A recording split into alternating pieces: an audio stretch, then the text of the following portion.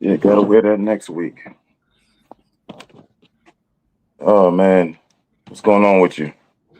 Ain't shit. That was my patent. That was my patented shot. One thing I could do was finger roll.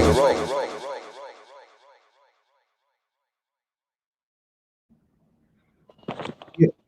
There we go. Yeah. What's up? Not much, bro. You know, I guess we'll take this little 10 minutes real quick to get a little recap on us. Just what you've been up to. Today, man, just been a real chill Sunday. It's fantasy football season, it's fantasy basketball season, all that good stuff going on right now. So, it's that time of the year, man, where it's watching out the teams, making sure everything is good, everybody's good. But other than that, feeling good on this Sunday, Yeah, man. It's crazy though. We ain't had no games today, so I actually got a chance to sit in the house a little bit, rest up a little bit. Oh yeah. Today felt good not having to do that. You know what I mean? For one Sunday, So I'm looking at your screen. I don't even see you right now. You don't see me? Yeah, I wonder if it'd be doing that all the time. I mean, because they did that last week for a little while. Mm-hmm. Yeah, and then when the guest came on, then all of a sudden you popped up, and I was like, "Oh, okay, there you go." Yeah.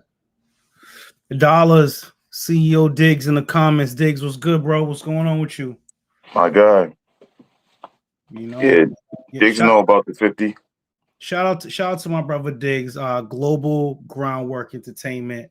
Definitely. He started up that, pardon me. And it's so much knowledge that he has for the music game. He's currently I want to say co-managing Diggs, please correct me if I'm wrong, with Bay Holla, and there's a bar cipher girls group. Yeah.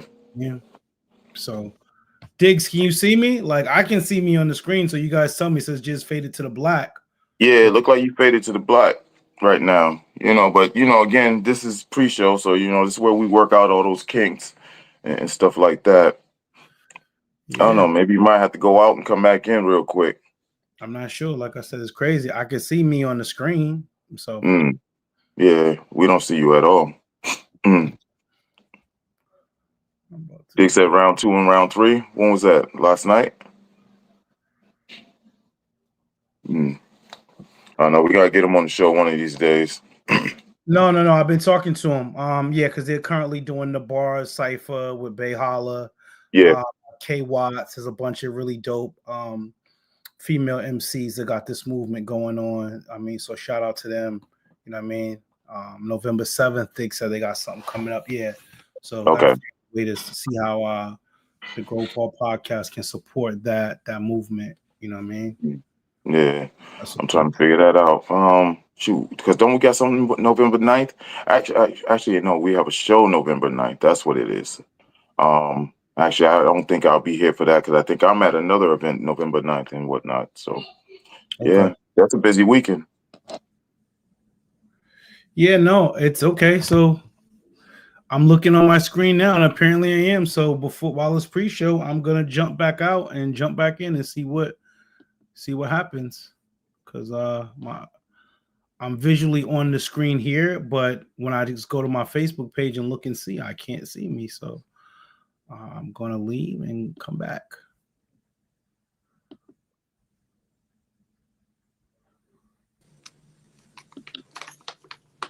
What up, Key? How you doing? I'm good. How are you? I'm all right. We're gonna wait for this bum to get back on here. I don't know, something wrong with his screen right now. So, last night. Oh my God.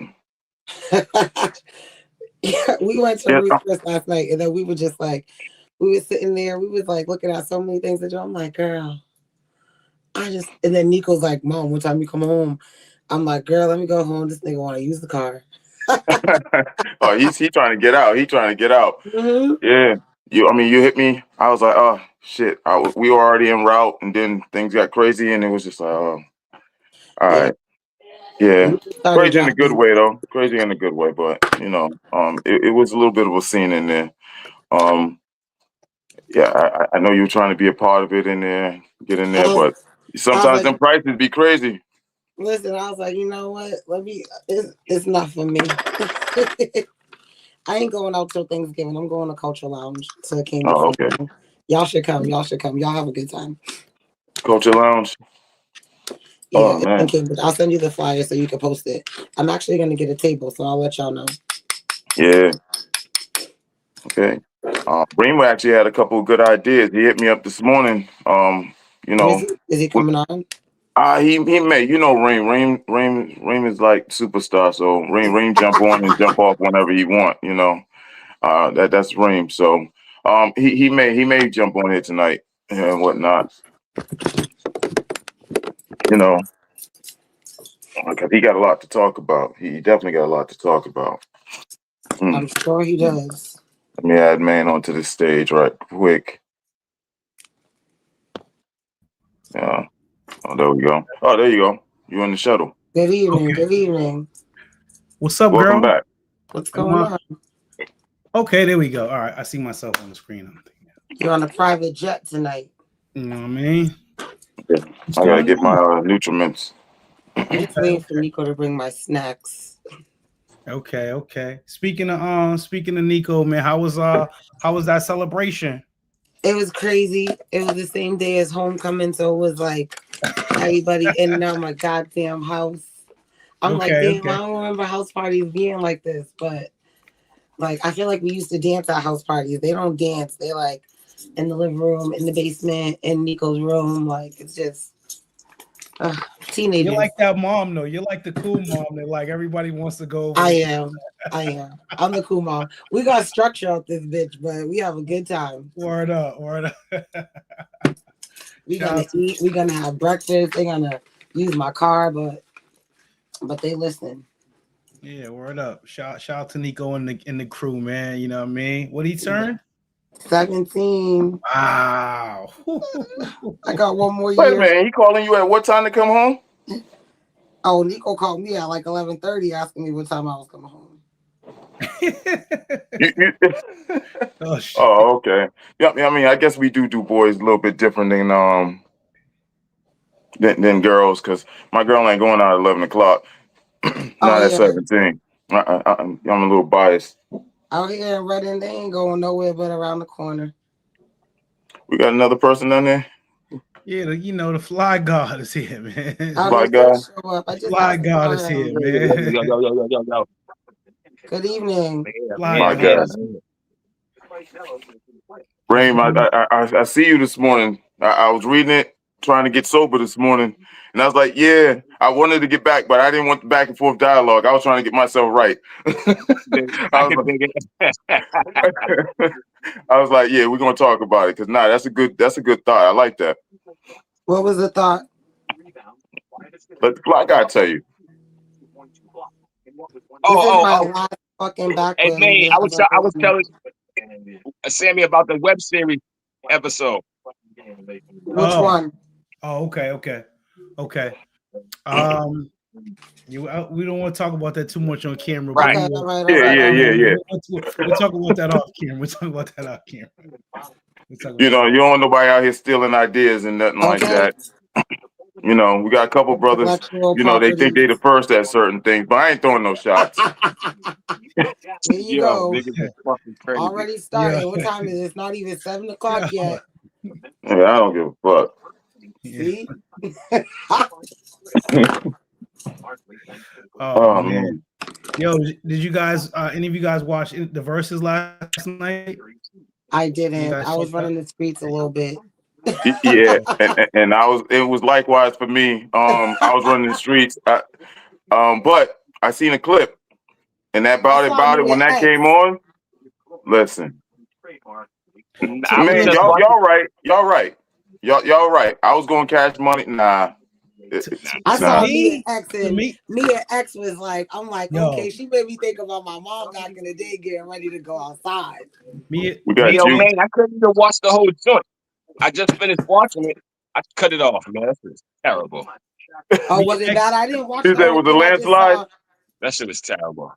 Mia X was the MVP in my opinion. That's a fact. Yeah.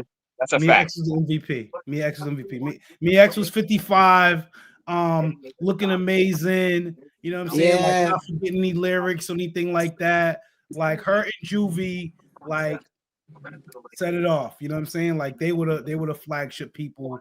You know what I mean? Hey Reem, you got two windows open. I do. I hear it. Okay. I'm like, how did I get that close? You gotta close one of them. Yeah, we got a good show going on tonight. You know, this is definitely going to be interesting. I want to hear some of the opinions. I'm gonna be biased, but I want to hear some of the opinions. Because this is the backcourt episode. This Yeah, is the backcourt. Well, you know, episode. I'm going to be super biased and go with Derek Harrison, but that's also DH. my generation. That's my guy, so DH. listen, man. You know, I mean, Detective Harris now. Yeah, exactly. Yeah.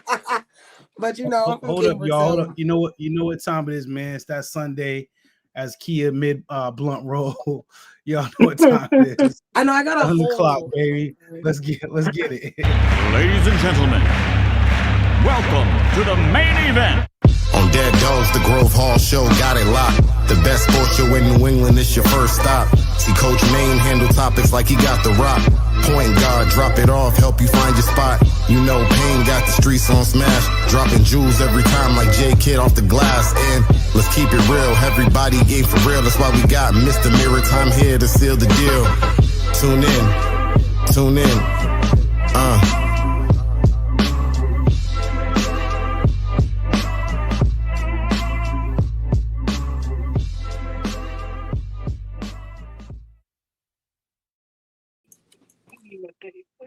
Yes, sir. We back.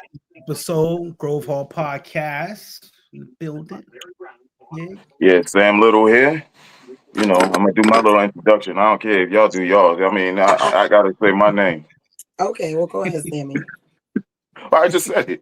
Right, well, it's Kia, the closer from Cambridge. It's Fly The Guy. bridge. You already know slide shit only. FSO. We already out here. They got the smoking section going on down there, man. You know, we got the smoking section. There's a hole in my blunt, and this is my last backwood. Yeah, I'm on punishment. Still, huh? That problem, I'm right? on punishment. Still, nigga. It's been like 3 months. Nah, it's 4 months now. I listen. Shit. I don't shortchange me. 4 months and counting. Man, I'm but like, this man. is a special episode that started up. I shared something from Joe 617, so I won't take full credit for the post. I shared something from Joe 617 page, and he had a picture up of Monty Mack and Jonathan DePina, right? And if you're from the city of Boston, like those names resonate. You know those names. You know what I'm saying? Because they are some of the best, you know, to ever do it when it comes to, you know, backcourts. And they got a conversation going up stuff. I see we got my man. We got who's that? Booby? Yep, he's in the building. Yep. You know what I mean? Kenneth Jackson. Another really good guard who is, I believe Booby's a little bit younger than Mac and Juke. You know Yeah. But again, man, just some of the best to ever do it. So I mean, first we got to bring out my man Juco onto the stage. You know what I mean? Salute to the God. Salute to the God. It's good guys. It's good ladies. Good evening. What's up, Juke? How you doing, man? Not much. Watching some football over here. Okay. Yeah, Steeler Nation, huh? Steeler Nation. Steeler I Nation. thought he was watching Denver blow out fucking Dallas right now. Like, man, Okay. fucking bullshit. You know what I mean? Let's fucking get up my parlay. Yep, all right. Stage. Fuck your parlay. Yeah, Ube. All right, welcome, Booby. Welcome, Jonathan. Booby. Yeah. My guys, man. So I mean, you already know what it is, man. This is talking about discussing some of the best backcourts that the city's ever seen. And I think we'll branch off into, you know, college and the NBA and stuff like that. But welcome to have you guys on the show. Appreciate it. And I mean, I guess we'll just go right into it unless anybody else has something they wanna say. Get off first. You're not going to introduce our guest? I didn't. What? Jonathan. Okay, so for those who don't know, thank you, Keith. I appreciate it. For those who don't know, we have Jonathan DePina here, South Boston legend, UMass legend, Hood legend, one of the best point guards to ever do it in the city. And then we got my man Booby Jackson here, who is a Charlestown legend, Scrub. Legend. B-Town. What are you, class of 2001? It's Champtown. It's not okay, sorry. Champtown. Champtown. They are the winners, though. Here we go with that Charlestown stuff early. The different generation over there. I can already. Yeah, let's not take it there. Let's not take it there, please. Okay, fine. Oh, I forgot we got English in the house too. Yeah. Let's not take it there. So, fellas, what's going on, man? How y'all doing? You know what I mean? Welcome to the show. Thank you, Kia, for that. Bringing me back in to make sure I introduced them properly. But what's up, fellas? What's going on with y'all?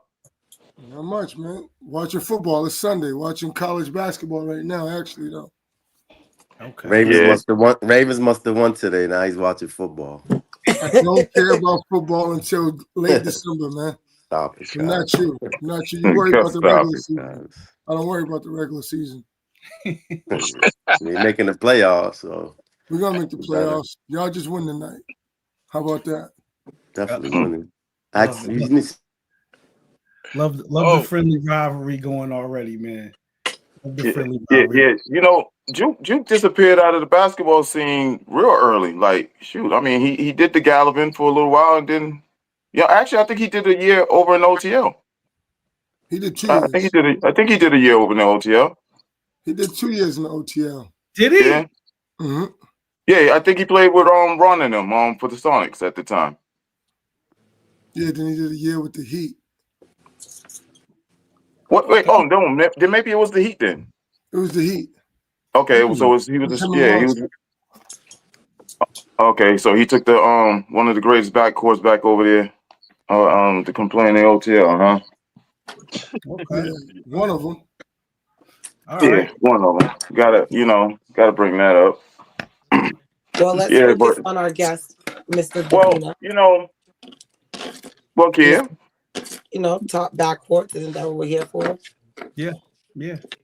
All right. Let's get right to it, man. Like when you guys can do a wrap around the room. Yeah. Oh, Juke. What happened? We lost them. Well, we can do a little wrap around the room of top backcourts that you've ever witnessed. We can start with our guest over here with Booby when Juke comes back, so on and so on. So like in the city, right? Yeah, in the city. Actually, should we do in the city or just all around? Nah. Let's go with our city. Let's go with our city. Stick to the city. Yes. Stick to the city. In the city, I'll go like old school first. So I go like to when it was Trent Forbes and I seen Trent Forbes and Fudge play together. I believe it was those two. And it might have been the Martin Luther King. It was one of those tournaments when I was young. Who were they playing for? BG? It might have been BG. I want to say it was at the park.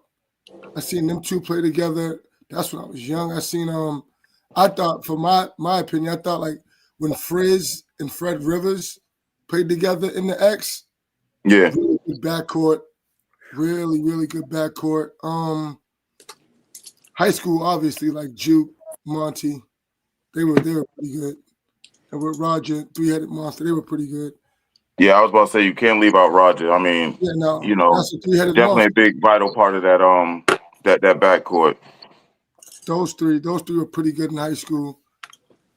Just like my opinion, Chubby, you put like Chubby Cox with anybody at English on the floor. Pretty good backcourt. Thank you. Pretty good about to be biased all day anyway. We was gonna say Cox. Somebody was gonna mention him. Pretty good backcourt. At Eastie, Drew, Sean Davis together. Really good backcourt. Yeah. Really good backcourt. Southie, when they had Whitehead, Fruity, good backcourt. Good backcourt. Dorchester, when they had Amigo. What was it? It was Amigo and the other dude's name. Yeah, Blaze. Yeah, John Suttles. Yeah, pretty good backcourt in the city. What about Cambridge? He said the city. He didn't say It's Louis Ford. That's it. Okay, well, what about Cambridge? You go Cambridge, you got to go. It's a three-headed monster. It's Louis, George, and Sean. What about Derek Harris? DH was like a little before, a little. He's After. the same age as him? He after. If I'm not mistaken. DH is right after him, right? Cambridge was good when Mike Edwards, right? when Mike Edwards transferred over there. Yeah, that's true. Yeah, so I mean, then you got like Eastie when they had like Will and Willie Phillips. They had a 4-guard lineup actually. When it was like Will, Willie Phillips, Garis and Soul, Cedric Phillips, and Dave Palacio. They used to put those 4 on the court sometime together. Oh, Eastie. That was like hell to deal with sometimes. Then you obviously, I'm gonna be biased for like Charlestown. Absolutely. Pick your 4, your 5. It don't matter. Damn, but you got like English with like the 3-headed monster again, with like McGee, Davis, and Smith. Long night. Jonathan, who's your top 5 backcourt in the city? So I got to go top 5. Oh God! I like you went a whole history when they had Tim and Rain, man. Yeah, thank you. That's what I'm going with, Jonathan. Niggas is sleeping right now. People forget about Rain Man. Rain Man was tough. How crazy is it? Like that was the toughest matchup for us in the city, probably. And I used to be at the Weston House with Kev. Yeah, Kev's crazy. Get shot. It's hard to go 5. It's hard. Who's your top 5? Like you can have a top 5. I'm a historian, so I go like. Jonathan, who's yours? We know Boobie's gonna tell the history, but just a flat top 5. Like it doesn't matter if people feel like you're biased. Like who's your top? You already named 1. Who's number 4? Who's the next 4? You can include yourself too. Yeah, we're in the top. No, we're not. I missed like the era after me, like the Charlestown run. I didn't really watch high school ball like that around here, so I missed them. I know the players they weren't important, man. But I didn't watch them like just. Well, I never went to a game. Your era, because Boobie can handle the Charlestown. He's all squeaky. Yeah, he's all. Why is he all smiling? He'll be all right, Kenneth. God damn. He was already out blackout weekend at UMass. God damn, chill. But who's your top? Like it can be your era. It don't have to. I like Hector and Bunny. I like that group. Bunny. Hector was a problem. Hector was one of my favorite guards. Yeah. If I'm not mistaken, I think he's coaching right now at Copley. I mean Snowden, right? I think it's Snowden. He's somewhere. I don't know where he's at. He changed the name. Yeah, he's coaching. English. I like that backcourt. Us. Of course, it's me, Martin, Raj. Us 3. I count that 3. Who else? Dorchester had Boo, obviously. Yeah, I don't know who his partner was though. At that time, who did he have? Who was his partner when we played him in the cities? I think it was a freshman. And John Farley. I know Farley was with him, and Ant Holman, the dude that shoot. I think that was guards at the time. Yeah, that was rest in peace. Was supposed to be my man Tim Breezy, but that's a conversation for another day because he was actually at Dorchester. Oh, he was over there. Yeah. That's well, we got that out the way. Yeah. I mean, I'll go my era. You can do after Jonathan because he didn't follow our high school era. So our high school era, Boobie. I'll go including Charlestown and name the players. 5. Don't just say top 5. Even if it was Charlestown, this ain't just top school. 3. this ain't just school. Just period. Top 5 in that era. At 1, you got Will and Stevie as a backcourt. Okay. In that era. At 2, I'll go Smith, McGee, and Davis at English. 3, Louis, and put You can go Sean, George, doesn't matter. DH. I got them at 3. 4. I would say you got I'm gonna go out the box with 4. So you got the Thayer School, Thayer Academy, with Mike, Okay. with Dixon, Mike Jones, that group. Yeah. They were Okay. really good. Yeah, that was And a tough crew right there. Yeah. Fifth, these are just my personal favorites. I go Madison with Harrell, Cricket, and the Spanish kid from the Villa. You're talking about Hector. I mean not Hector. Jose. Nah. Jesus Jesus. from from Cathedral. I go those. That's the top 5 in the city for me during my era. Yeah, Zeus was tough. I like Zeus. Yeah. I think Monty's here. After you introduce him, he can give his top 5. Mac, where'd you go, man? We saw you pop on the screen. You disappeared. Who knows what he's up to? Right. Yeah, he just jumped on up in here. I'm like, oh. Well, Reem, what you got for your top 5? In the city, huh? I'm so biased. Everybody from English, man. What are you talking about, man? Y'all had a nice little boat over there for a good little while. Let me be real though. I fuck Marty, Matt, and John the Depena got to be number 1 in the city, man. I can't even front. I was watching the niggas when I grew up, so they got to be number 1. I'm going with D. Cox and Rasheed Quadri. Niggas ain't fuck with them 2 at the top. Exactly. Tough. I'm gonna go with. I like Charlestown. I like Tony Chapman. Whoever his partner was, man. Tony Chapman was that dude, man.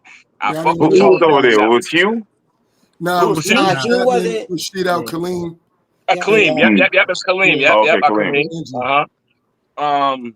I got 2 more. I'm gonna go with Mikel Diedrich. He's from English, young boy, averaged like a quadruple double one year. Was going crazy. Him and his partner, whoever they was, they was going crazy. And then I'm gonna go with Wesley, man. Jerome Brown and Fredo. Niggas is leaving them out, man. That's why it's hard to do 5. It definitely is. Right. I forgot. And Romy gonna be happy that y'all spoke his name, because Romy always feel like people forget about him. Nah, we ain't doing that. You can never forget about all around Jerome Brown. Yeah, Rome's that guy. Romy's a phenom. Definitely can never forget about him. Definitely. He was our era and playing in the X. At our age, we was sitting on the fence watching him with the grown men. Word up. Oh man. Who's next? Me? Man. Definitely Juke and Mac. Tim Campbell and Kevin Andrews. One of y'all, I'm surprised that Juke didn't say was Willie Perez and Ant Pitts. No, I had them in my mind. They got us in the cities that year. No, they got us. Oh well. That was a tough backcourt right there. Yeah, Perez that definitely was. Yeah. And Ant. Man, yes, Diggs was just brought up. Rest in peace, Ryan Watkins, and I want to say, was Jay Watkins at the one? Was it Stevie? It was Jay. It was Maul Smith. And Maul Smith. So like the three-headed monsters. They beat us in the cities. Definitely T-Chat and Rasheed, for sure. It was so many really good backcourts at Charlestown. It's really tough to pick from the eras they were in. And Shiz Brown went to Charlestown. I can't think of who was the one when Shiz Brown was there. It was that was like that was a long time ago. That's during my time. That was my time. Yeah, we played them. Shiz Brown. I forgot who the other backcourt guy was. It wasn't Scott Clark, no. Nah, Scott's younger than us. Scott's with Wait, Scott's younger than you? Yeah. Scott's oh shit. So Scott's graduating year would have been 98. He's with Ant Walker. Yeah, he was Okay, with okay. Ant Walker, Hugh Coleman, and Francis. Scott. That was the All right. definitely Okay. your name. You know what I mean? Like, Because when I got to Charlestown, that was Scott's last year. Yeah, then he came to English. Yep. Yeah, y'all all went what? What you got your 5 in there, man? yeah, yep, for the city.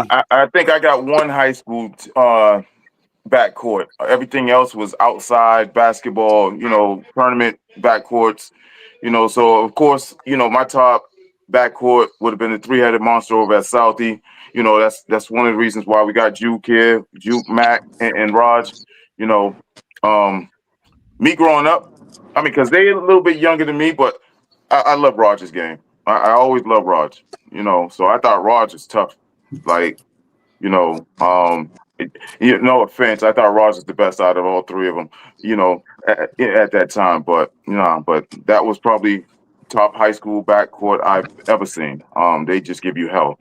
Fire and Ice, Marcos and Sean Brown. I mean, they tore up tournaments. They made BG what it is. I got Fudge and Edwards. Yeah, Fudge and Edwards. I got to watch them a little bit for a time. Washington Park, Gallivan, stuff like that, and they were phenomenal. And then I'm a little biased. We on back to the South End. Troy Greer and Mike Edwards. Like Mike. Like he don't get enough, he don't get enough, dues because Mike, I mean, he stopped real early, but when Mike was on his shit, there wasn't too many people that could fuck with Mike. So I'm gonna leave out that last group because I'm gonna say some bullshit like me and Maine, but we weren't basketball players. we just a tandem that just ain't never gonna break. So that's just what that is.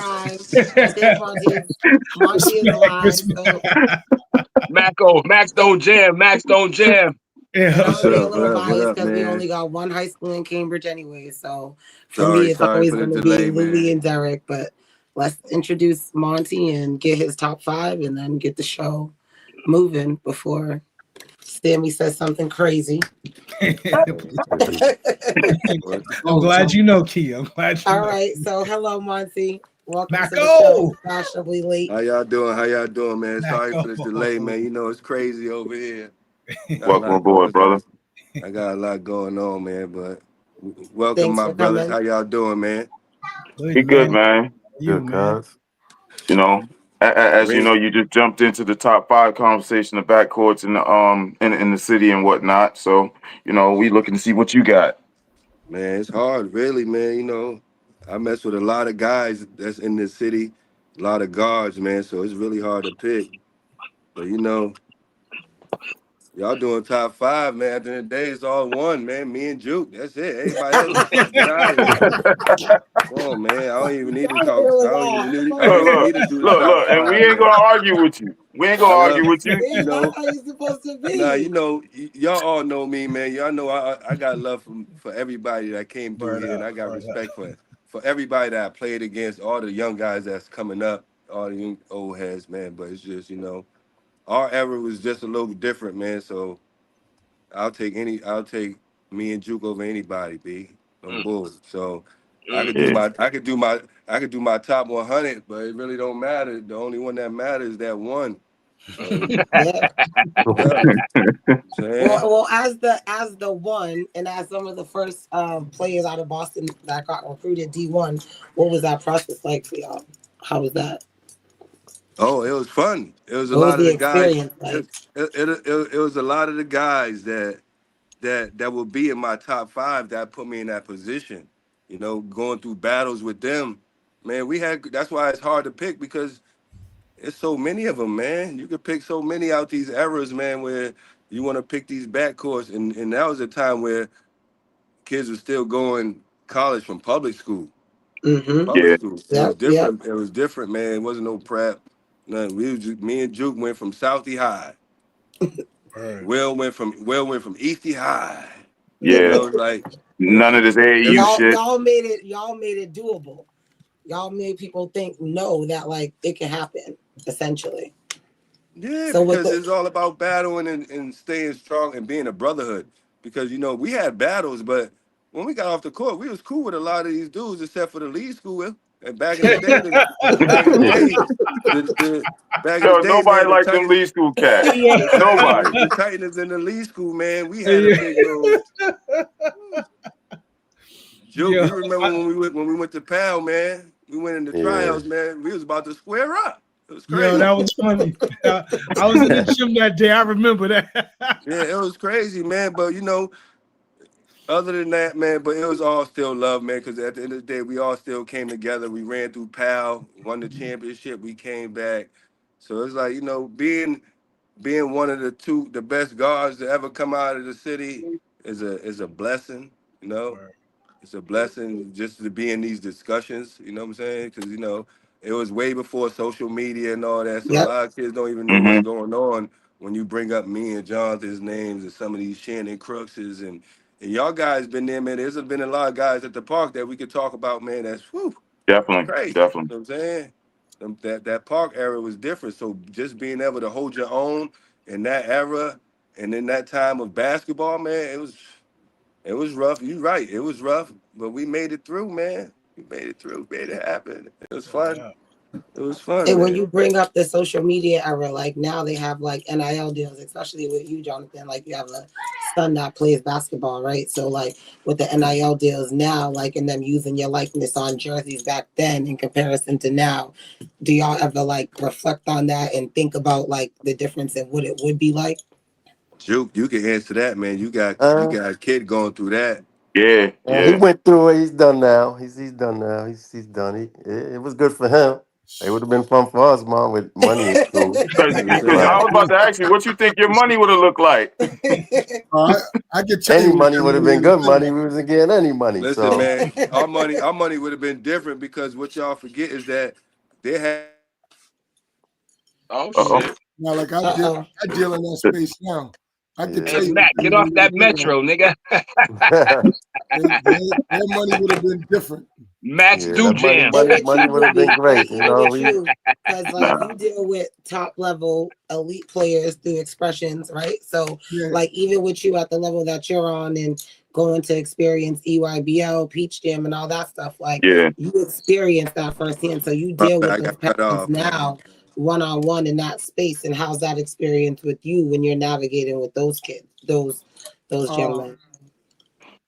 The public inflate the numbers to what they think these kids are getting, but they don't understand the structures of a lot of these deals. Yeah, a lot of these deals are structured. There's wordplay in it that can say you're going to get this if you hit certain thresholds. A lot of times, a lot of these kids are not reaching certain thresholds, and like a lot of the way they structure the money is like a lot of schools want to pay. So it's incentive based. Yeah, for some situations. Okay. But they want to stretch out your payments till like May, whereas like we structure our kids to get their last payment like conference tournament time, because what they're banking on is you jumping in the portal, then they don't got to pay you those other 3 months that you would have been in school. So when these kids have NIL deals, do they got NIL lawyers? What type? Who's representing them? What it is it's a scale. It's a scale. So you can. My advice to all the parents is seek a financial advisor, not an agent, because the percentages are different. Like an agent for NIL might ask you for 15 to 20%, whereas a financial advisor might do it for 5%. But if you're in that like upper echelon, you really don't need representation. You can kind of like use your coaches and use if you got like a strong family structure, you can kind of do it that way. But if you're in like that outside like that top 150, the deals are what they are. Once you outside that top 50. So when they say these kids are this one's getting millions, and you look them up on 24/7 Sports, and they rank number 79, they're not getting millions. It doesn't work that way. And the thing is, they may say they're getting $1 million, but the school may have it on a 2-year contract. or a 3-year contract. So like what? Okay. And does this school also gets a percentage or incentive of the likeness? Is that correct? Of the student that plays for that school, or No. So what it is the way they structure it is like Calipari just introduced it. It's called NIL insurance. Okay. So let's say they pay you $1 million and you get hurt less than 10 games or 15 games into the season. That money that they gave you, you're still going to get it, but it's, the school's not really losing too much because it's insured. okay. Insured from an insurance company. So the Okay. school ain't really losing much. Now, if you play out the whole season, then obviously they just paid a $50,000 premium. That's what the school had to pay. But that's the catch-22. That's the balance. Yeah, And so any a lot of deals kids are doing 1 years. A lot of like every deal right now is a 1-year deal. Okay, and any deals outside of that, like an off deal, like maybe you go do a mom and pop shop, you might do something for the local corner store. Is that all theirs to keep, or do they have to split that with somebody? That's all to the players. Okay. All to the players? Okay. Kids who like deals outside of what the school is giving them. And that's Yeah, all. Mac, if you was in this time, you'd have caked up, man. Yeah, I would have been doing commercials for Market Basket, get free groceries. I've been doing all that. Mac in this era, it's because that's a lot of places. Max top 50, Juke's top 100. You're talking high 6 figures, 7 figures. That's where you start at. Man, can I get some kickback, cuz? they only went back to like 2015. I'm like, come on, y'all need to go back to the early 2000s. Retroactive play, get the class action going. These kids don't understand how good they got it right now with this fucking internet. So they really don't. A lot of the kids double up because they'll find a t-shirt company and do their own, like, let's say the school got the school name, number, name on the back, number on the back. They'll do a deal like that with a t-shirt company. Cut out the middle. They do their own brand. All right, that's smart. So it's a business now, but it's like that in high school now too. It's like that in high school. It's in high school now too. So how true is that little story going around about the dude from the G League going back to Louisville? It's true. So the way it's structured, somebody else just signed too. The thought process is this: they would only making, like, if you're not on the NBA roster and you just get drafted to the D League, G League, you're only making like $50,000. And that's the top contract. That's the top contract, like $50,000. Now, if you got drafted by an NBA team and they send you down to the G League, you're getting paid that NBA money. You just went to G League, $50,000. All they looking at, they factor in living expenses, rent, car, insurance, groceries. How much is $50,000 going? You can't really survive a whole year off that. So they see it as let me go back and get this NIL money. No, the way the NCAA sees it as. Is there an age restriction though? Huh? Is there an age restriction? No. So what it is it's if you're within 5 years of your graduating class. So let's say you were a 2022 graduate in high school, and you went straight to the G League. It didn't work out. So that's how it is. It's a sliding scale. Now let's say like a lot of the kids that are doing it, they went straight to the G League. They never really went to school. Okay. So they left high school, went to the G League, it didn't work out, and then they can go to college? Yeah, now they can go back, but it's got to be within a 5-year window of your graduating high school class. And if that child has reclassed, does that make a difference? It doesn't matter. It's the day that you graduate high school. Oh, okay. I feel them because the math is not adding up. If I'm playing in the G League and making $50,000, I'm going back to school and get this NIL money and get $100,000, $200,000. Well, what it is, I feel what he's saying. So the agents are driving it. The agents are driving the bus on that. They're talking to colleges for high school kids and saying, hey, wait, hold on. I got a kid that's 21 that's in the G League averaging 9 points a game, 10 points a game. You want this 18-year-old or you want this 21? Mm. College coach, you're trying to keep your job and win. Yeah. In Yeah. college, to win, you got to get old. You don't win young. Right. You got to win old. Right. So they'll take the 21-year-old because they're seasoned. Yeah. Oh, this shit's wild. Yeah. So what? But it hurts. Like I see it on both sides. It hurts the 18-year-old freshman that you recruited to come in, and then come December, you just brought this G League guy in. So what they did was to circumvent that. They're redshirting everybody that comes from the G League. So you got to sit out this year. And then you So play if they come from the G League and they did a recruitment from the high school players are going to essentially get their playing time, and the G Leaguers are redshirted and they sit down. That don't guarantee the high school kid the playing time. You still got to earn it. Okay. You still got to It's the earn Wild Wild West out there, baby. It's the Wild Wild Yeah, West. that sounds like a little bit too much for me. God Yeah, damn. so like if you're a high school kid right now, like we had like a plan this year with our kids that turned seniors. The goal was for them to all be off the board before Halloween. Because what you don't want to do, if you're not in that top 40, you don't want to play out your senior year. Because to be honest with you, if you're not in that top 40, schools ain't even going to wait for you. Yeah. You may have an offer, but once they get somebody else, or once the season starts tomorrow night, and a bunch of these freshmen realize that they ain't gonna play this year, they're jumping in the portal. Wow. They're already jumping in the portal. So you want to be off the board already and secure your spot where they love you. You can't go for the name on the front. You can't go for that. You got to go where they love you and where you're going to play as a freshman.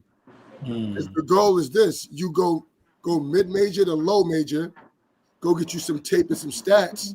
Then next year, you jump into the portal. And now that, let's say you only got 70,000 this year, you could have went to a big time school and got maybe 200, but you went and got 70 and you got stats and tape.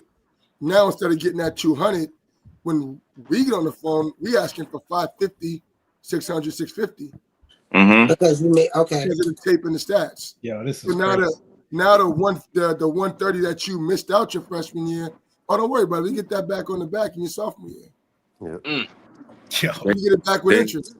They need to bring back junior varsity. So that basically has changed so much since y'all two was there. Yeah, it's a business. Nothing was like that. It's the junior NBA. That's what it is. Oh, okay. Yo, this is crazy. It's the junior NBA. It's in high school though, man. Now too. You can Is pay it? kids in high school. Yeah. You can pay kids in high school. Wow. Okay. Yo, Yeah, so we just started. I want to ask Juke Mac, Booby Man, and we can go around the room with this. Who are some of the top backcourts that were the toughest for you guys to face? Because I mean, you guys were some of the best of the best. But who was some guard tandems that you was like when you knew you was gonna suit up and go on the court against them? You knew it was gonna just be like a tough night. You know what I mean? Or you might go home with an L that day. Who are some of the guys that you guys didn't like playing against? We'll start with Juke. Just high school in general. Just in general. Frankie, I had him playing Frankie. His style was like, slow motion, and he's just gonna pull up from anywhere. He couldn't press him like then. Matt didn't phase him. Pressure on him. So Frankie was always a tough one.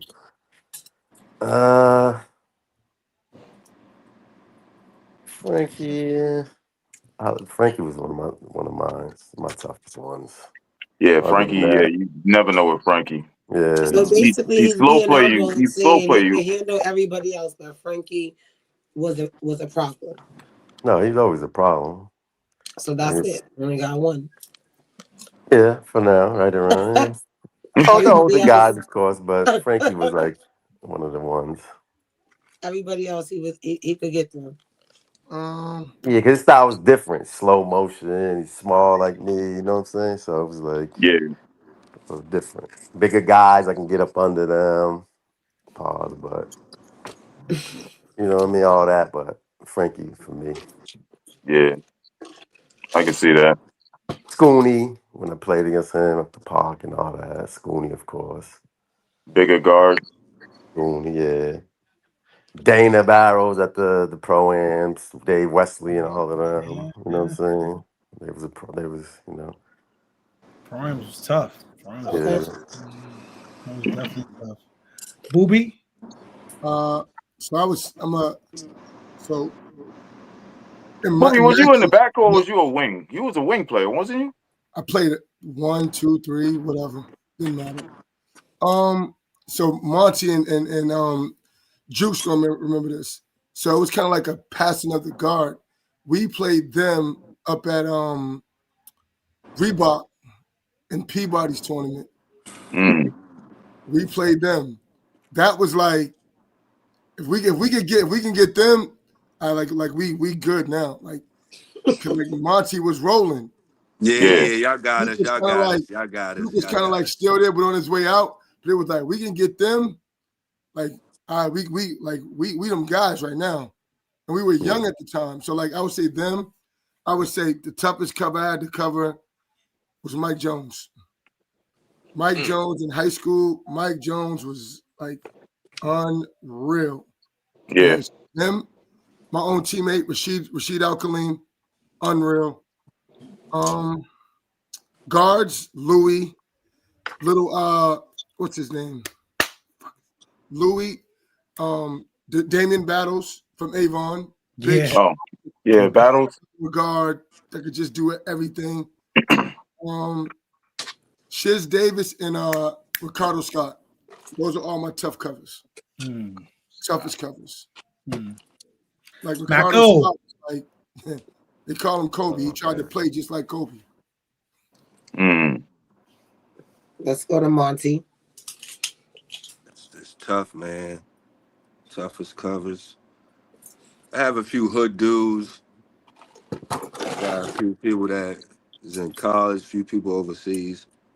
Like when I was growing up in high school, we always played against the elite school a lot. So I used to hate fucking Ant Saunders. He was just defensive minded. Yeah, he was just a pest all over the floor. Then we always forgot that like he was left-handed, so it was just he was a pest. Who else? There was a few more in high school, man. Like whenever we matched up against Eastie, it was always good. Like they always had like a little solid backcourt. Like Bilal used to always think he was the Monty Mack stopper. Shout out to Bilal.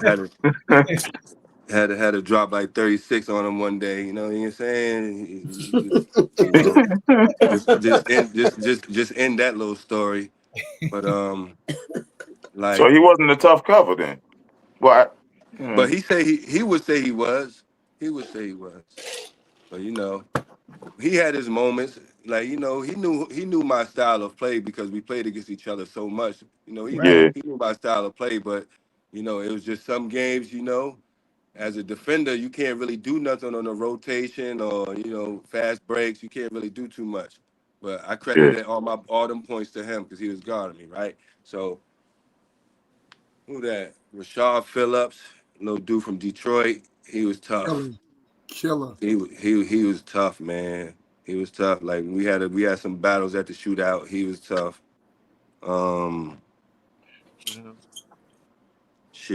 Odom was hitting joints from the hash mark in my face. Bruiser yelling at me like, "Get on him!" I'm like, "Yo, Lamar was tough." He had no reason playing the two, cuz he had no reason playing the two, man. I'm like, "Yo, this dude's crazy." But, Lamar was something special. Yeah. And then there was just a few guys overseas that, names probably people don't even know, man. Like, honestly, because they wasn't really big in, like, schools. Like, Sean Colson from Philly, he was tough. Little point guard from, I think, UNC Charlotte.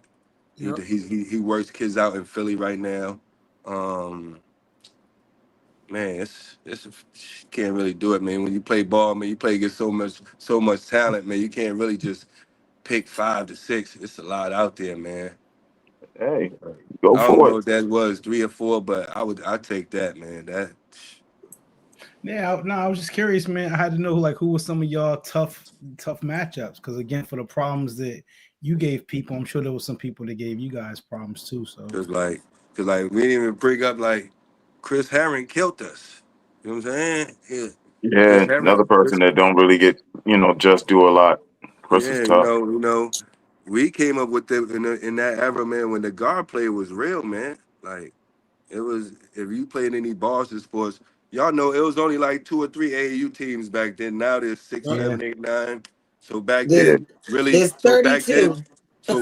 really getting like a black and gold jersey really meant something to the kids in the community. Mm-hmm. You know what I'm saying? So definitely. like now, like right now for Booby, when kids go get an X jersey, it means something to them now because they got a movement going on in the city. So now with that movement going, these kids see this movement, so they feel proud to put them jerseys on. It wasn't so many teams back then, but you know, Mhm. it was a barn burner, man. No bull, Yeah. man. And then I hate that people sleep on the city of Massachusetts and Boston as far as sports and talent coming out, man. So I always felt like whenever we played against these guys, man, I had something to prove. And Juke used to gas me up, Mac. He But don't know who you are, cuz you know what I'm saying? Word. Gassing why me you up. think that we got so much hate towards us? Like everybody overlooks us. Why you think that? Cause I would first say they think, because ain't no black people here. You know what I'm saying? First they think you it know, ain't no black people here, so they think the sports community will probably be small. And then you Mm, got the Bruins, the Celtics.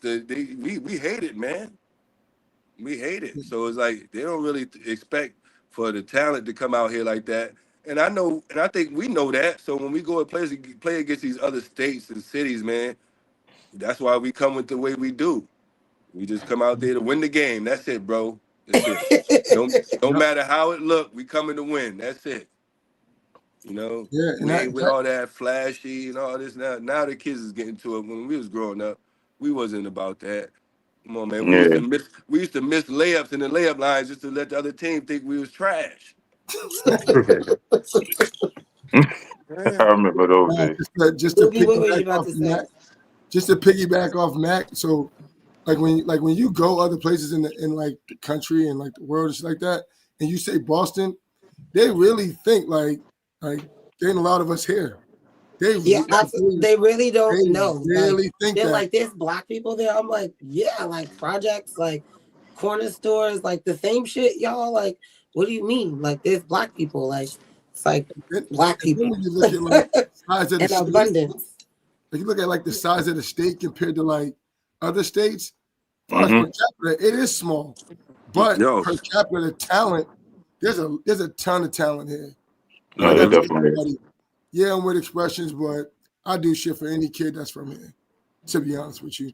Because it's about raising the profile. So when we go anywhere in the country, they say, oh nah, that's a guy that's from Boston.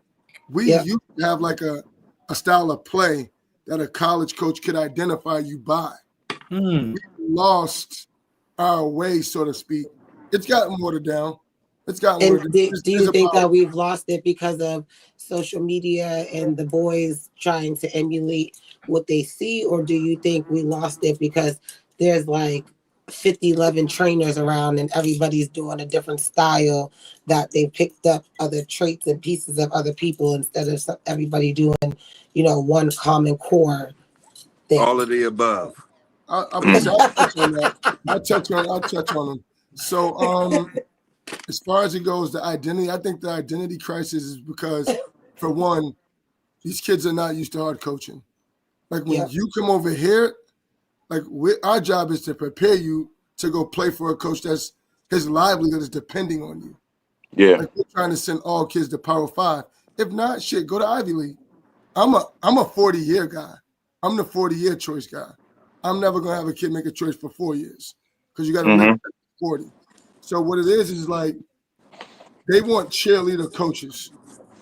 That's what they want. They want Yeah. cheerleader coaches. They don't want hard coaching. Our coaches. Yeah. And Yeah. some of Fuck these kids.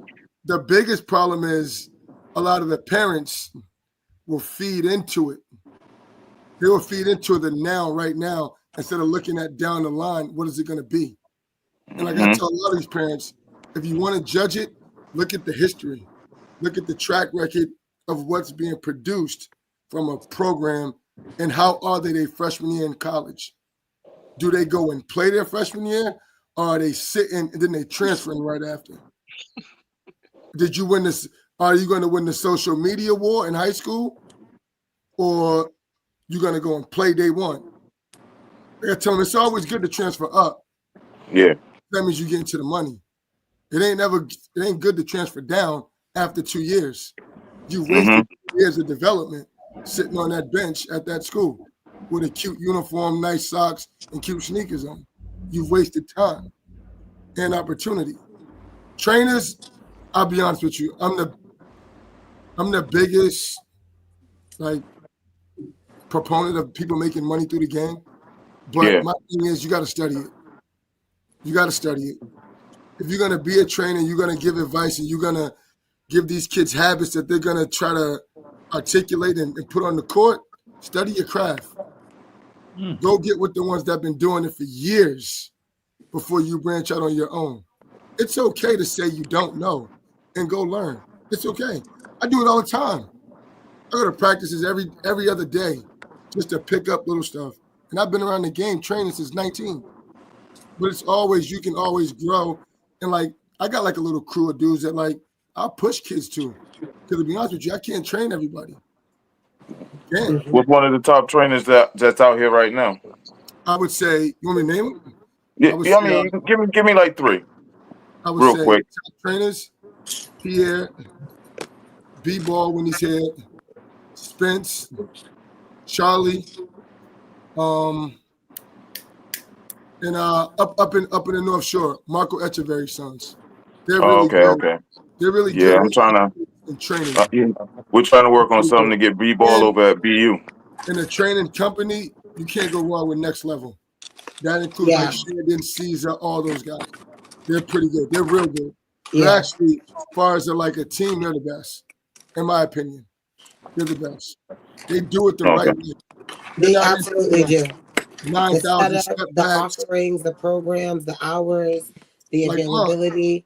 You know how crazy it looks, Mom, when you see a kid doing a cross, side step, cross, fade away. Bro, that ain't never going to work at a good high school. They teaching that. They teaching that 8 step back. That you gotta take 8 steps before you do a step back now. I kick kids out of my tryouts for that. I give them their money back and tell them to go home. Yo, hey, Juke, I'm curious. What is it like, man? Because you're youngin'. Shout out to Bryce. He just graduated. But what was that like with him? You know what I'm saying? You being that guy. What was it like? Did you coach his son up into a certain age, or did you just let other people coach him? A little bit of both. I did my thing with he did his thing with his mom. He did his thing down that way with trainers. So a little bit of every. You know what I mean? I pushed him to who I liked training, like Pierre and other people. Yeah.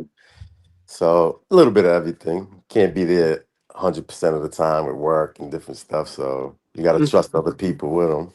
Yeah. So got to put them in the best hands. So I would see things and be like, yo, you got to do this. Why you doing this? You know what I mean? But so you get on them about that extra step travel that Pierre be teaching these kids. Why you doing that? Yeah, right. Funny thing is, I don't even train my own kids. Yeah. It's hard to train your own kid because they're getting the father at home that's scolding them, but then they got to come to practice and have a father that's scolding them. So they also have a mom and an aunt that are basketball players. Selena's better than Booby. That's what they say, right? Don't get it fucked up. I'm in the Hall of Fame when we went to the same school.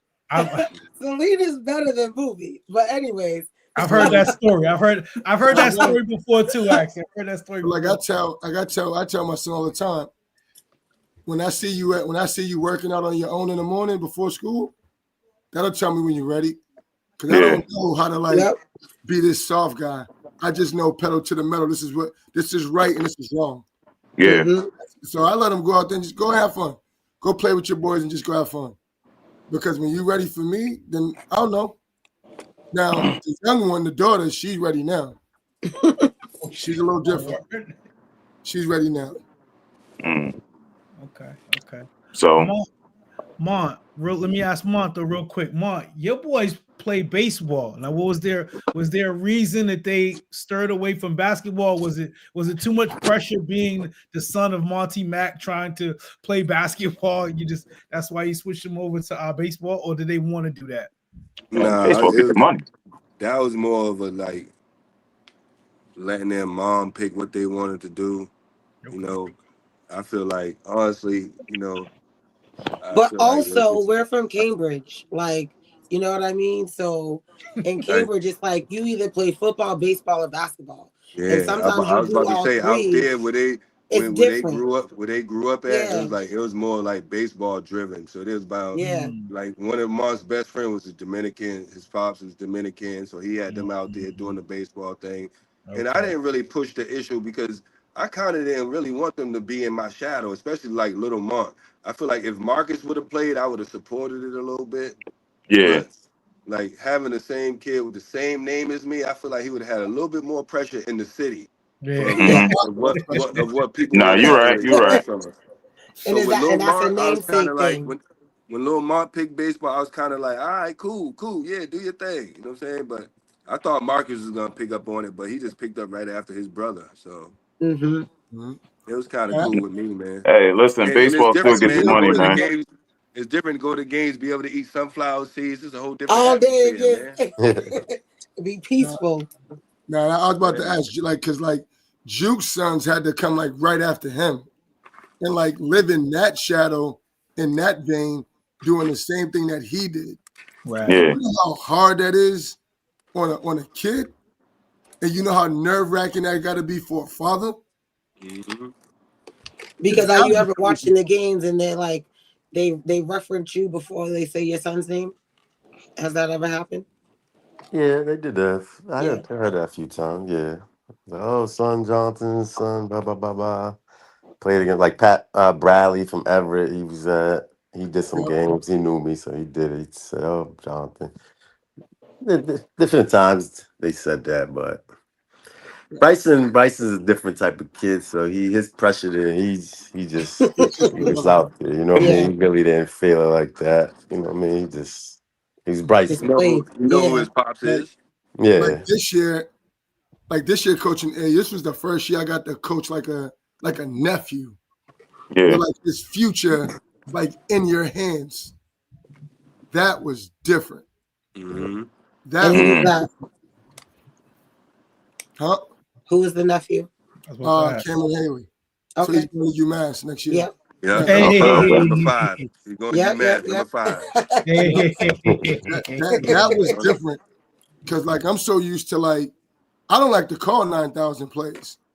I like to let you rock. If you're a point guard, go ahead and rock. You know how to plays. If you got to call one, you call one. If you look over at me, that means you need me to call one. And I'm like, yo, nephew, you just got to go out there and do you. But it's like, damn, that is my nephew. I got to kind of like drive the car just a little bit. Yeah. A little bit. And it's like, you got to know when to take your hands off and when to let him go. It's a beautiful feeling when you see him grab the wheel and take control over it, though. Yeah. Now it's like you just coach everybody else on the floor. Yeah, exactly. That's easy. But it's still nerve-wracking because it's like, this is last go-around. This is for the next 2 months could determine the trajectory of his life. And you got to kind of like be hands-on, but be hands-off. Yeah. You got to treat him like everybody else on the team and not be too hard on him because you love him so much. Now, you got love for all of them, but your love for him is just a little bit. But you have a little extra for him. A little extra more. Yeah. So now the toughness is supposed to come on that ride home. Yeah.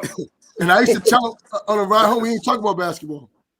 Because I knew his dad was watching either at the games or watching from home, already ready to talk to him about basketball. I used to tell Steve, you don't talk to him about basketball. Yeah. And I knew he was talking about basketball. That's what Steve is. That was tough. That was weird. Dream, hello. How are you? Dream's dead. That's the voice of the city. You got to deal with Dream. Look at you frozen like that. So what's my next question here? My next question, top backcourts or top players in the city coming up. I know Reem is all in the city watching a lot of these basketball games. I know you guys also. But we'll start with the guests. But top kids coming up right now, backcourt wise, guards. What do you got?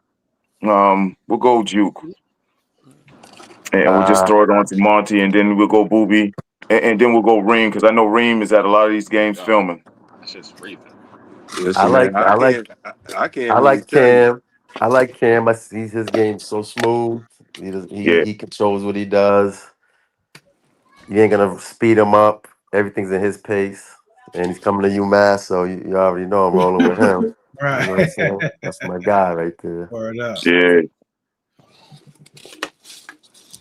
Yo, It's that like shit's so frozen all these young right dudes coming up is my nephews, now. Y'all keep man. going in It and seemed out. like they the kids of the dudes that I grew up with, man. So it's like it's kind of harder to pick just one, but you know, like my man Juke said, man, there's one going to UMass wearing number 5, cuz My shit it's is just frozen. Yep. he got my heart, See, but blackout, blackout. I know I can't forget my man, you know, I ain't the only one frozen. my Though. man Jaden over I here don't too, know. man. He's doing Yeah. his thing. Okay, Jaden. Nah, I love Jaden. That's Hugh son. Hugh Coleman's son. Keep Now you're on the talking stream. about Jaden at Hofstra, Rogerson. Oh, Blackout. Yeah, he's doing his Jaden's little a thing. I killer. like him, man. You okay. know, I feel like he's a sleeper. A lot of people be sleeping on him, but you know, Mm-hmm. he got the talent. I think he's gonna do something on that NBA level. I mean, on that college Is that level, just on man. my end? I think Yeah, he's gonna make some noise. Hopefully, man. If he growing to his body, he already got the game, and then if he's doing the right thing with listening to his coaches and all that, and he could just build his IQ, man, he I could don't be see really nobody. tough. Mm-hmm. Mm, So for me, okay. I was piggyback off Juke and Mark. I would say like Cam, definitely Jaden.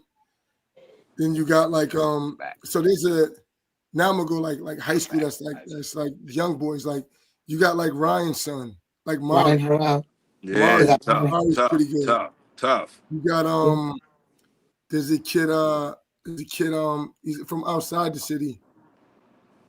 His name's like it's Braylon Washington. Tough, strong-minded kid, power guard, can shoot it. Mm, You got a kid from Southie, white kid named Braden Buckley, pretty good. Mm-hmm.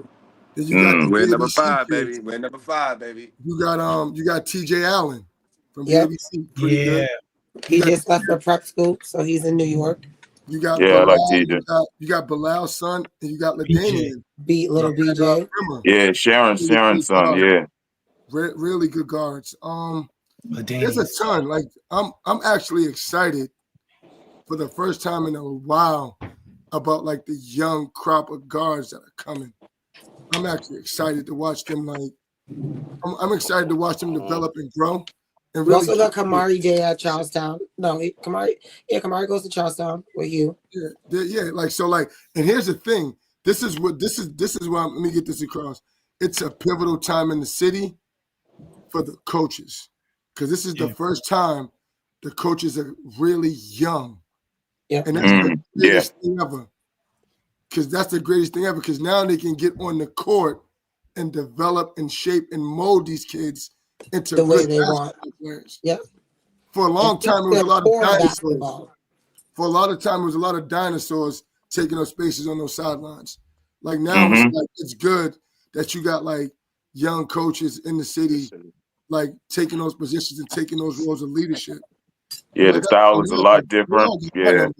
Even the play is different. The It's spectator more up to crowd is date. different. Even the energy of the players are different. You know, so that's good. And like I tell all the guys my age and older, like we got to be a resource for these young dudes. Yeah. They reach out, even if it's just conversation. It's like don't gatekeep, you know, because sometimes you guys gatekeep and some kids fall off track when it's like a simple conversation. Like we can't take the knowledge with us to the grave.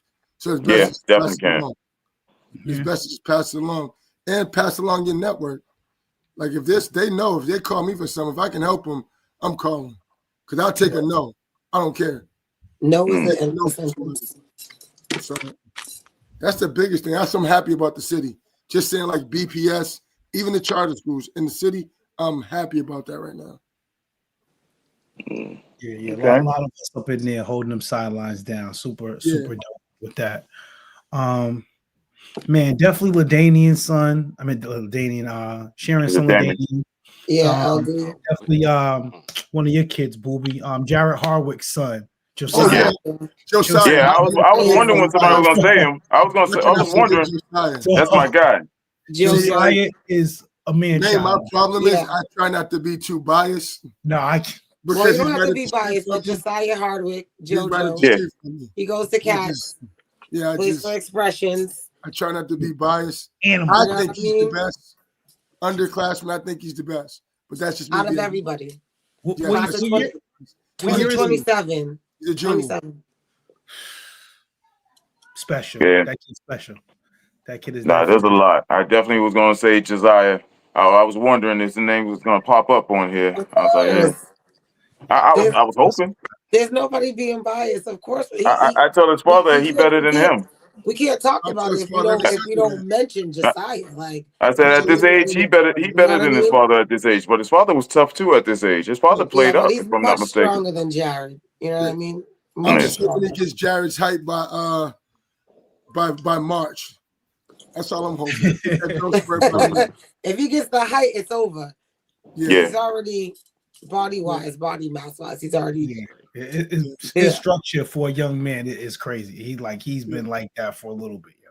Yeah, he's getting better. Definitely playing point guard like every day. You can really, see him, and he's defending at an elite level right now. So really super proud of him. Okay, definitely Hugh Coleman's son too. I don't know if he sat out this year. He broke his foot earlier. He had chipped his ankle. He had a fractured ankle. Yeah, that's what it was. Reem call him young Ant Edwards. You know what I mean? He go hard. That's a fact. Nobody plays harder than him. Nobody. Yo, yeah, that's my guy right there. I call him Lucky Day. He's got his uncle's work ethic for sure. He's definitely Derek. You know, he's Derek Coleman's nephew for sure. Yeah, Derek is one of them. Shout out to Derek. Absolutely. And I mean, and Jaden, man, you know what I'm saying? Even though Jaden's in college now, Jaden's just got the it factor, you know what I'm saying? In my opinion. Jaden's just a late bloomer. That's all. He's a late bloomer. Yeah. If he do what he do, he gonna be good. He's gonna be good. No, he definitely is. And he got the mindset that you need to be good at that level. Yeah. So he gotta do what he gotta do. I think that was what he was missing. I think that that dog in him. I think that's what was missing. I think that was what was missing. And I think he got that now. Like shit, we beat him in on Crew Love last year, and that motherfucker came over to me and he said some crazy shit. I said, "Oh shit." He was mad. He was mad. I came over to dap him. I said, "Oh shit, that's a nephew." Competitive as hell. I like that. Competitive as hell. Yeah. I like that. He was upset that they lost. I mean, hey. I don't like them little happy-go-lucky kids that sit there and want to dap and smile in your face. Nigga, you just lost by 20. No, you didn't care. You didn't care. Nah, but it is what it is. We kind of getting up on it, man. Yeah, we getting up on it, man. We lost Mac. You know what I mean? Thank you to Mac. Yeah, definitely appreciate Mac popping up, Juke, Booby. You know what I mean? Definitely appreciate you guys. Any parting shots for you get up out of here? Booby, Juco? Man. Just to everybody out there, man. Hey, push these kids, man. Absolutely. And tell them what they need to hear, not what they want to hear. Yep. And let them know that if adversity builds character. That's going to take you a long way in life. Right now. Use the game to teach life lessons. That's about it, man. And if you're good, you'll play for Expressions. Okay, Coach Booby. Expressions, huh? Uh-huh. Nah, same with me. Kids, any kids need help with anything, reach out. If I can't help, I'll push them in the right direction, or I'll use my little connect. I don't got connects like Booby now, but here you go. push them the right way, you know. Maybe send them to Expressions later on when they, Just whatever. Yeah, it's a temper, man. Thanks for having me. Thanks for Appreciate coming y'all. on. Nah, it definitely was a Let's pleasure having go. you up here. You're right. Yo, tune in. Steelers is on. Yeah. Oh my God. Nah, We'll let y'all get to Sunday Yo. night football, man. That was the goal, to get you guys up out of here before Sunday night football. Yeah, you Kia, see me. Sammy, Reem, any parting shots? Just to, rest in peace to Peachy. That's all. Yeah. That's my parting shot. Word Rest up. in peace to Peachy, and condolences to the Barton family and all our friends. 1850, Ebony, Lala, Yeah. Nye, all the people that, Mari. Yeah, Yeah, definitely. rest in peace to Peachy. Rest in peace. Sure. Shout out to my man Ant Thomas, who threw a nice little event yesterday at the Revere Hotel down in was it Copley? I mean, downtown Boston yesterday. So W Hotel. definitely got to. Excuse me. It wasn't the W? Nah, it wasn't the W. It was like the Revere something, some shit. But it was definitely a good night out. He throws a little 30 pluses every now and then. So I got to shout out my man. Showed the old man a good time out there. I'm still trying to get myself together now. Must have been a rough night, brother. Must have been a rough night. Shit, I'm on my third bottle of Gatorade right now. I'm detoxing. I'm cool. Reem, you got some parting shots? Man, fly shit only, man. It's the way of life. You already know. We know. Yeah, definitely. Well, all right. Peace and love. Grove Hall Podcast. Another episode. Greatest Backcourts, man. We appreciate everybody for rocking out with us. And get with us next Sunday, man. We got something specially tough. Hey, yo, Jew, come on, man. Time to get up out of here. Good night, y'all. Thank Peace you. and love, y'all. Peace and love. Peace and love. Thank y'all. Thank y'all. All right. Hey,